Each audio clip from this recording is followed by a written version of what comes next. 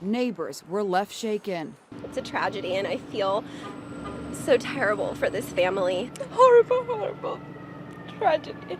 As she pulled a wagon with Lulu and Leo through the lobby of 57 West 75th Street, she asked the doorman, "Is the mom upstairs?" He told her no, she'd left. An hour later, the children were dead.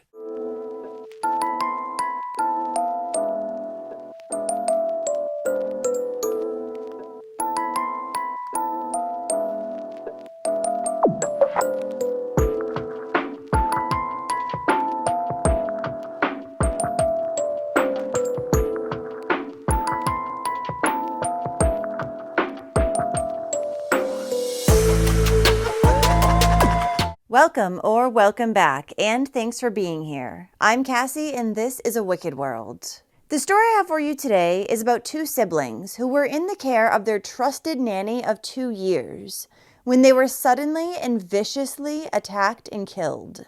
This is the story of Lucia and Leo Krim.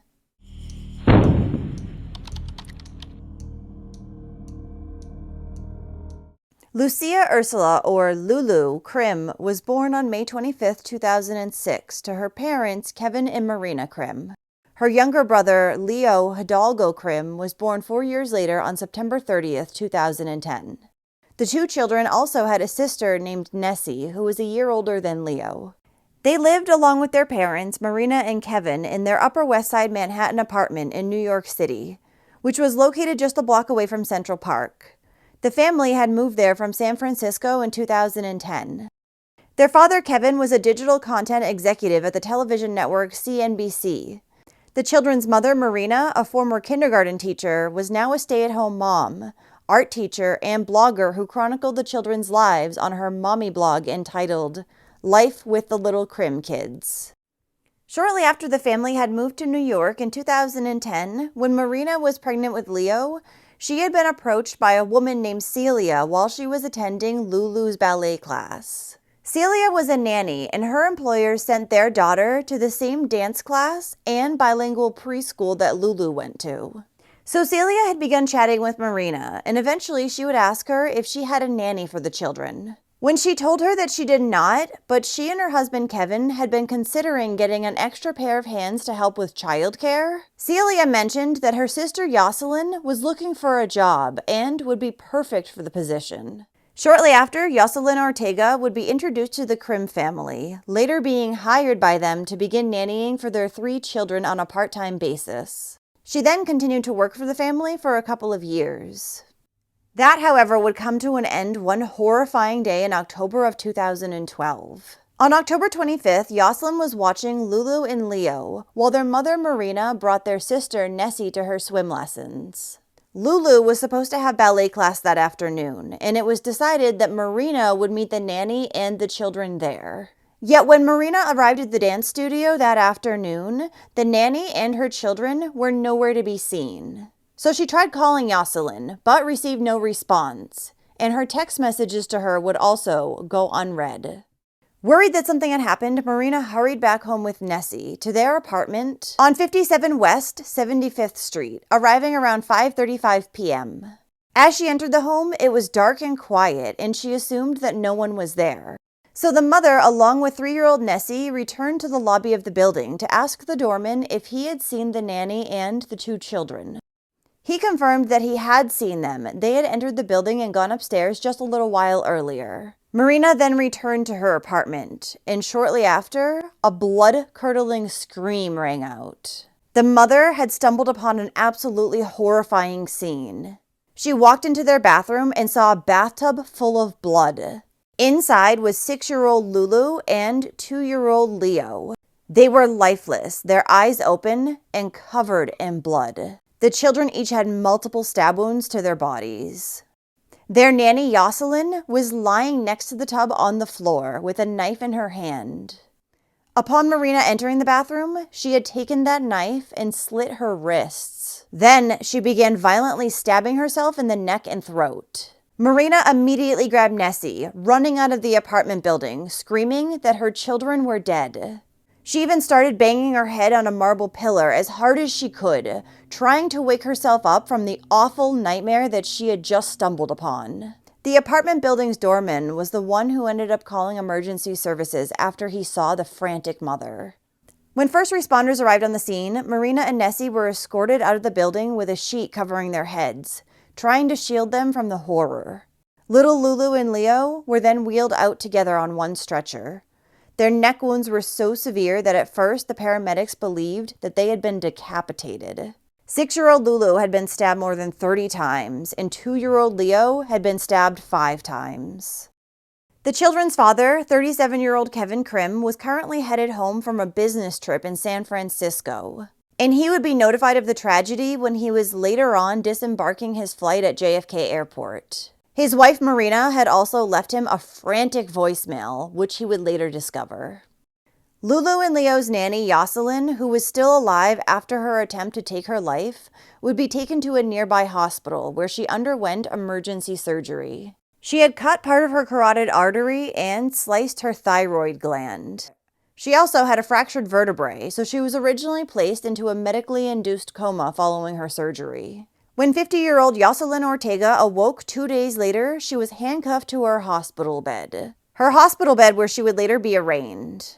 At that time, she pleaded not guilty by reason of insanity to her charges of first-degree and second-degree murder. She would be held without bail and ordered to undergo a psychiatric exam. When she'd awoken, the first thing that Jocelyn had reportedly asked doctors about was her family. She had done so via a message board, as she couldn't yet speak on her own, since she was still intubated. Now, according to Jocelyn's relatives, they knew that she had been struggling emotionally and financially recently, but they still didn't understand why she had committed such a heinous act. Jocelyn had been born in the Dominican Republic, and as she got older, she, along with family and friends, would travel between there and New York. Eventually, she'd become a U.S. naturalized citizen, and resided along with her family in an apartment in Harlem. Most recently, Jocelyn had been living with her sister, a niece, her friend, and her 17-year-old son, Jesus Frias. Jesus had been raised by Jocelyn's older sister in the Dominican Republic from the time that he was 4 up until the age of 17, at which point he had gone to New York to be reunited with his mother. It seemed to many that Jesus' arrival in the United States in June of 2012 had put significant strain on Jocelyn, mostly financial, as she had chosen to enroll the teen in a private Catholic school. But surely financial stress wouldn't have been enough for a nanny to so viciously attack and kill 2 young children. And come to find out, there certainly was more to the story.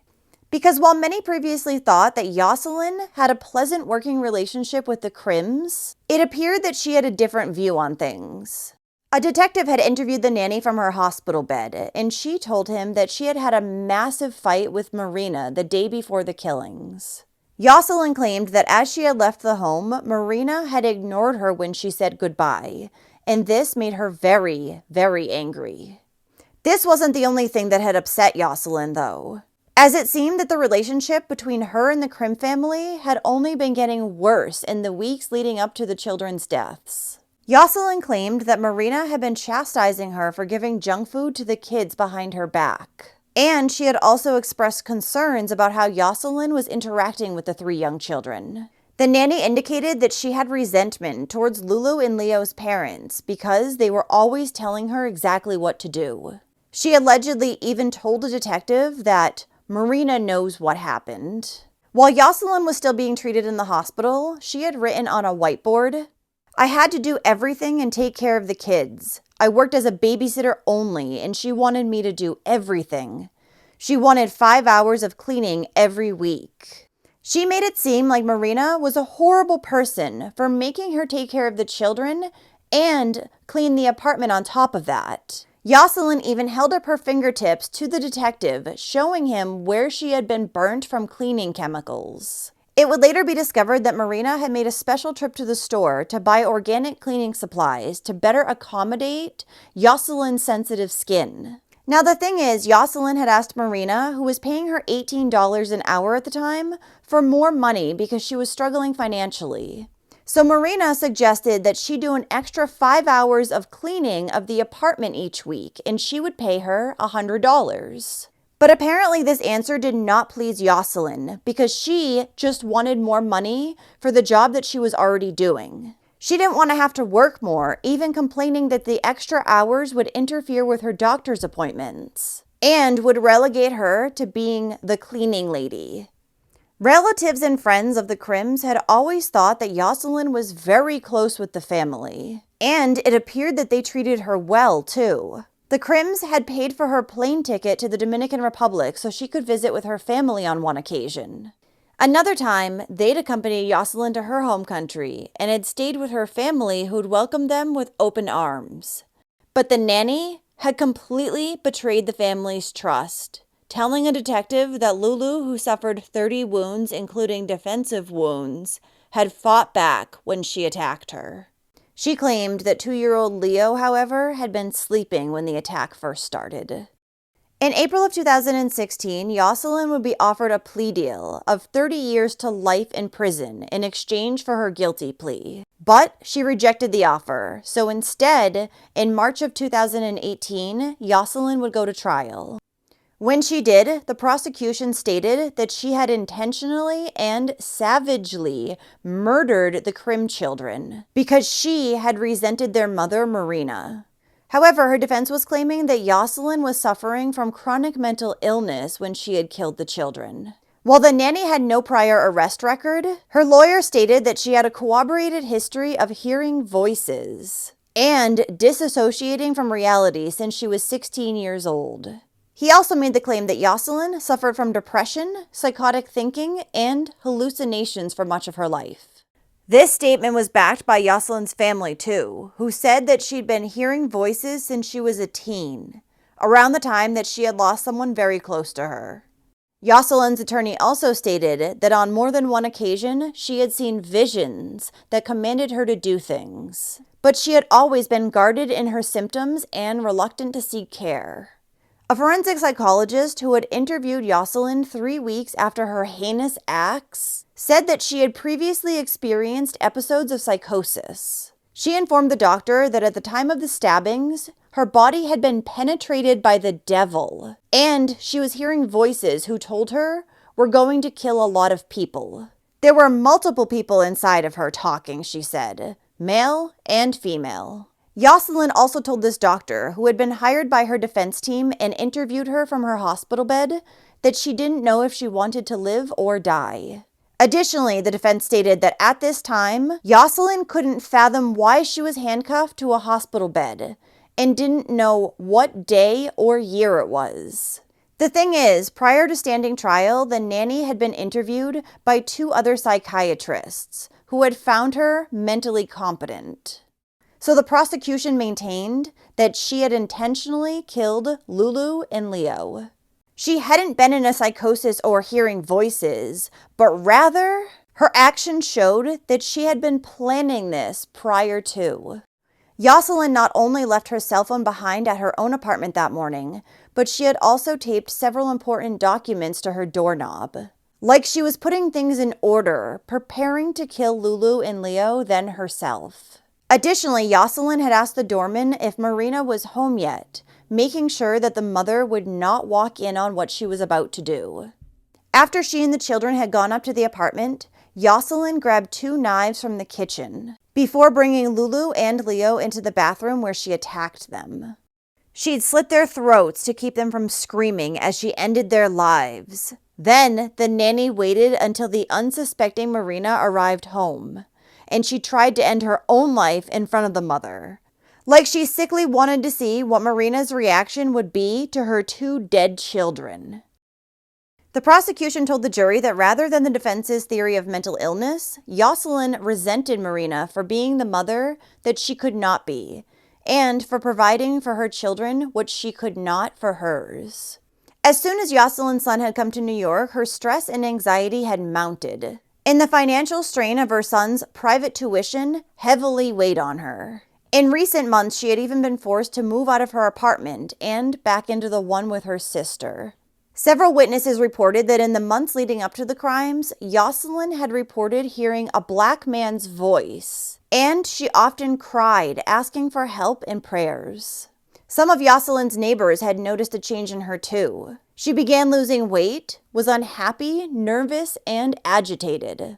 Jocelyn had also frequently been selling things on the side in an attempt to earn money any way she could. Jocelyn's son Jesus testified during the trial, and he said that he had not noticed some of the things that the neighbors and his other family members had noticed. But he had noticed that on the morning of Lulu and Leo's murders, his mother seemed rather sad and depressed, though she had sent him off to school as normal. Just days before the killings, Jocelyn had gone to a psychiatrist appointment. At that appointment, her and her doctor spoke about feelings of stress, anxiety, feelings of failure, and her relationship with her son. According to the doctor, Jocelyn did not show any signs of wanting to hurt herself or anyone else. It should also be noted that this appointment was the first time that Jocelyn had any contact with a mental health professional in 30 years. The prosecution brought up the fact that Marina Krim had gone out of her way to help Jocelyn, whom she knew was struggling financially. She had offered her the extra hours and money cleaning her apartment. But little did she know, this had enraged the nanny, who was overwhelmed by her financial situation and had begun to blame the Krims. There was no denying that the family had tried to do right by Jocelyn, though. They would sometimes even pay her son Jesus to walk their dog or to dog sit while they were out of town. Something that Jocelyn had never thanked the family for. They had even gifted her 17-year-old son Jesus an iPad once. On top of that, the Krims would hire the nanny's other family members when they were in need of extra help. And Marina had recommended Jocelyn's nanny services to family and friends to try to help her make some extra money on the side. It also came to light during the trial that Jocelyn's family had helped her to fraudulently secure the childcare position with the Krims. When Marina had asked Jocelyn for work references, she had provided her with a woman whom she had worked for 3 months. She also gave her another reference, a woman whom she claimed to have worked for 2 years, caring for her toddler son. But this second woman actually had no children, and she was Jocelyn's niece. During the trial, Lulu and Leo's mother, Marina, would testify. She described the awful day that she had found both of her children dead, and she said, "It's like a horror movie. I walk down the hall, and I see the light on under the back of the door, and I'm like, oh God, it's so quiet in here. Oh God, why is it so quiet? And I open the door, oh God." Marina began sobbing. Then the mother described her reaction to the bloody scene, saying, "It was a scream you can't even imagine is inside of you. I don't even know where it came from. I just thought, I'm never going to be able to talk to them ever again. They are dead. I just saw my kids dead." Marina would go on to testify that in the days leading up to the murder of her children, she had caught Jocelyn staring at her in a rather creepy way. Then there was another incident that had happened weeks before the children were killed. Marina had told Jocelyn that she was pregnant for the 4th time. The nanny congratulated her, telling the mother-to-be that she was so happy and that she loved her. But then the pregnancy had unfortunately ended in a miscarriage, and when it did, Jocelyn's reaction was much different. This time, she didn't say anything, not giving Marina much emotion at all. It was like she was mad at her. After that, Marina claimed that Jocelyn seemed more arrogant. The mother stated, "She had that smug look on her, like she does right now. It's disgusting." Then from the stand, she would lash out at Jocelyn, saying, "You're evil and you like this. You're getting pleasure." When Marina was asked if she had ever seen any signs of serious mental illness or if Jocelyn's family had ever gone to her with their concerns, she angrily yelled, "Never," into the microphone. As she later left the silent courtroom, Marina yelled back to Jocelyn, "You're gross. You're disgusting." The former doorman at the Krim's apartment would additionally testify during the trial. He remembered that Jocelyn had not said a single word to him in the entire 2 years that she worked for the family. But on the day of the murders, she had come home with the children around 3:30 and asked if Marina was upstairs yet. like she already had her plan set into motion. Yoselin's older sister, Milady Garcia, testified as well, and she told the court that her sister loved the Krim children, like they were her own. Then she spoke about a bizarre phone call from Yoselin about 5 hours prior to the stabbings. She stated that while her sister didn't say much on the phone call, she could hear Yoselin gnashing her teeth, and she knew that something was wrong. Milady, who lives in the Dominican Republic, said that in the past she had told her sister to go to a therapist or a priest, but said that after that she had never followed up with any family members in New York to see how Yoselin was doing. When asked why she didn't call and warn her sister's bosses, Marina and Kevin Krim, unbelievably, the sister said that it was their fault for not seeing how troubled Yoselin was, suggesting that if they had given her some time off, it may have prevented the murders. Regardless of the narrative that the defense was trying to push, that Yoselin was insane, thankfully in the end, the jurors came back with a unanimous guilty verdict. Prior to her sentencing, Yoselin was given the opportunity to speak. And when she did, it was all about her, not about the lives that she had destroyed. I'm very sorry for everything that happened. But I hope that no one goes through what I have gone through. Although many people wish me all the worst. My life is in the hands of God. I am in jail. But perhaps there are many more that are more in prison than I am. I ask for a great deal of forgiveness to God, to Marina, to Kevin. I wish my family, I told my family that I did not feel well. At one time when I was walking, I had Lulu. I told Lulu, I don't feel good. And she would say, what's wrong? I have to go to the doctor. I went to the doctor. He gave me another appointment. He said, if you don't come, I'm going to charge you $10.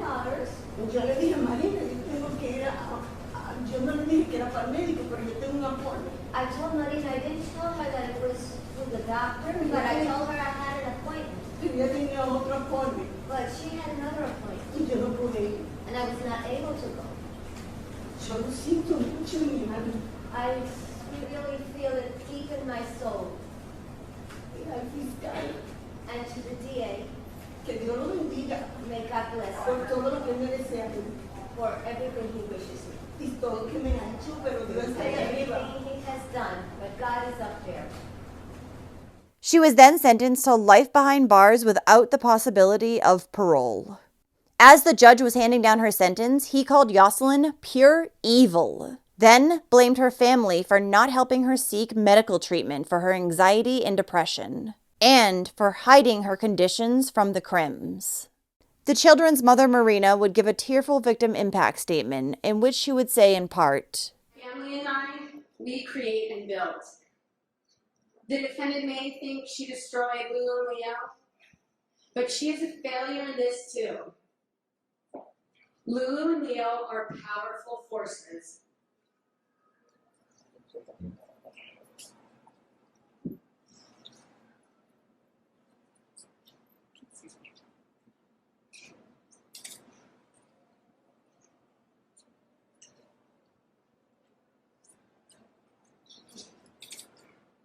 There are two stars now that will always lead us forward. Thank you. Lulu and Leo's father, Kevin, additionally spoke in court. And more importantly, it is right that she will go from being hated by the world to being forgotten by the world before she's even dead. While Lulu and Leo's siblings and legions of family and friends, even friends who never knew them, will never forget their inspiring legacies. In my best moments, I feel Lulu and Leo inspiring me and carrying me forward. In my most difficult moments, I try to ask myself what Lulu and Leo would choose to do. It's the best beacon of hope, the best guidance most of us could ever hope to have. Thank you. Following the deaths of their 2 children, Kevin and Marina Krim set up the Lulu and Leo Fund, which is a nonprofit charity that provides creative education programs for disadvantaged children. The couple has since gone on to have 2 more children together, named Felix and Linus. In June of 2018, the New York State Senate passed Lulu and Leo's Law, which is the first of its kind law in the U.S., making it a crime to knowingly and materially misrepresent the qualifications of a person applying for work as a child caregiver. Almost immediately after Lulu and Leo were so viciously murdered, a memorial for the 2 beautiful, sweet children began to grow outside the family's apartment building. A memorial service for 6-year-old Lucia Krim and her 2-year-old brother Leo Krim was later held on November 5, 2012 at Avery Fisher Hall in Manhattan.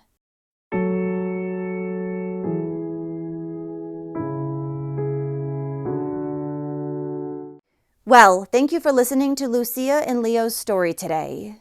This is so shocking and disturbing. The Krims trusted Jocelyn. She had been working for them for 2 years at that point. And they seem to have welcomed her and even her son into their family. And they tried to help her in any way they could to make extra money because they knew that she was struggling financially. But in the end, Jocelyn blamed the Krims for all her problems and took her rage out on little Lulu and Leo, forever breaking the hearts of the children's other family members. So, if you like true crime and you want to hear it from me, then don't forget to hit that subscribe button below and turn on your notifications too, so you'll know when I upload a new video, which is at least 3 times every single week. Thanks for watching A Wicked World today. Until next time, take care, guys. Bye. Thank you to all the patrons of A Wicked World. Now, there's even more of A Wicked World on Patreon, so check it out on patreon.com/awickedworld, or use the Patreon app. You'll have access to exclusive videos each month and more. Any support truly helps to make sure the victims are never forgotten and to highlight the shortcomings of society associated with each case. Do you have a suggestion for a story you'd like to see me cover? If so, send me an email to awickedworldtruecrime@gmail.com.